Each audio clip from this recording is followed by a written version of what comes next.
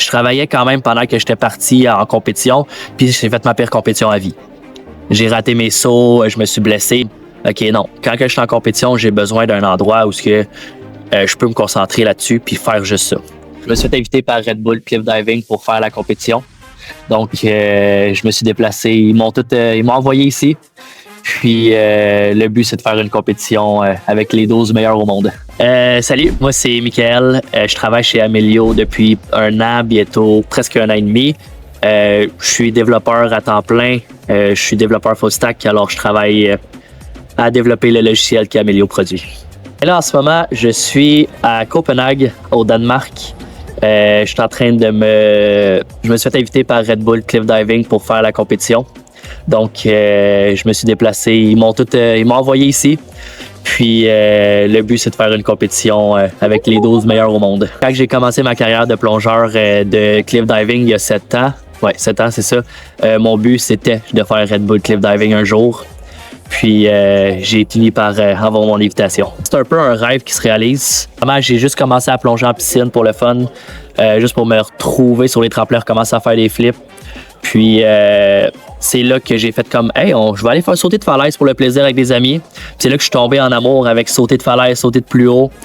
Puis, c'est à ce moment-là que j'ai compris que, OK, ben peut-être que j'aimerais ça faire Red Bull Cliff Diving. Puis, c'est là que j'ai commencé que j'ai débuté ma carrière dans ce sport-là. Ça fait depuis 2022 que j'ai fait ma première coupe. 2022 ou 2023 que j'ai fait ma première Coupe du monde de plongeon. Puis j'ai réussi à me qualifier à ce moment-là pour faire les championnats du monde. Dans le fond, dans mon domaine, dans le cliff diving, mon sport est pas aux Olympiques.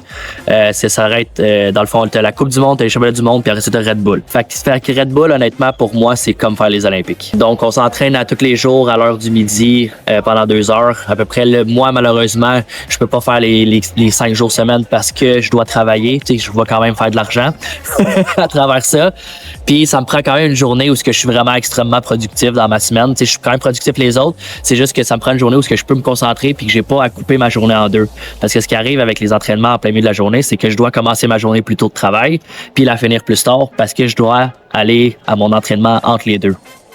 Fait qu'au moins de faire 4 fois semaine, ça me permet quand même de pouvoir avoir une journée où je peux vraiment faire toute la journée sans dérangement, mettons. Et moi, honnêtement, quand j'ai commencé à chercher un emploi, parce que j'ai travaillé pour moi-même pendant environ 1 an, aussi avant, j'avais pas d'horaire fixe. Fait que c'était vraiment important de trouver un emploi où j'ai dit dès le début, moi, quand j'ai besoin d'un emploi où je peux couper ma journée en deux, où je peux aller m'entraîner, que ça me permet de pouvoir aller m'entraîner, que ça me permet aussi de prendre des vacances l'été pour pouvoir aller faire des compétitions parce que veux pas, il y a des étés que j'en ai 2, il y a des étés que j'en ai 15. J'ai plus de compétitions, puis tu sais, veux pas, quand je suis en compétition, je peux pas me permettre de travailler en même temps parce que je dois quand même me concentrer. Sauter de 27 mètres, je veux dire, la moindre erreur, le moindre distraction dans ma tête peut être fatale. Parce que je l'ai fait une fois, j'ai décidé de quand même continuer à travailler c'était quand j'étais à un autre emploi.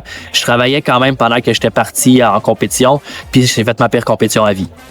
J'ai raté mes sauts, je me suis blessé. J'ai pas eu des grosses blessures, mais je me suis blessé quand même. Fait que j'ai décidé de faire comme, OK, non, quand que je suis en compétition, j'ai besoin d'un endroit où je peux me concentrer là-dessus puis faire juste ça. Pourquoi je suis venu chez Amelio, c'est parce qu'il me permettait justement de faire conciliation travail et sport tant que je faisais mon 40 heures, évidemment, puis que mes tâches étaient accomplies, tu sais. Fait que le fait d'avoir trouvé Amelio vraiment m'a aidé à pouvoir poursuivre cette carrière-là, de pouvoir continuer à plonger parce que où ce que j'étais avant, je pouvais pas. Parce que de un, c'était soit que je m'entraînais le soir ou ce que je devais justement changer de club.